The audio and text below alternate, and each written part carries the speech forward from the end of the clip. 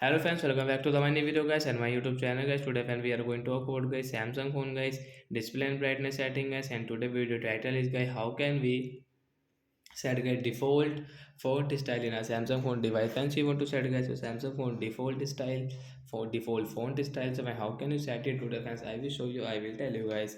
So first of all guys, you will have to on guys your Samsung phone setting. So we will on it guys. After on guys, click on guys your display setting guys, tap on display. Sorry friends, click on display, and once again scroll friends, you can see your font size and style guys. We will tap here. Once click on font style. Once you can see your font style guys, you want to download any font, so once you can download from here. But guys, we have the default guys, we want to set into default font style guys. We will tap here to default it. Once you can see guys, your font size will default means normal style.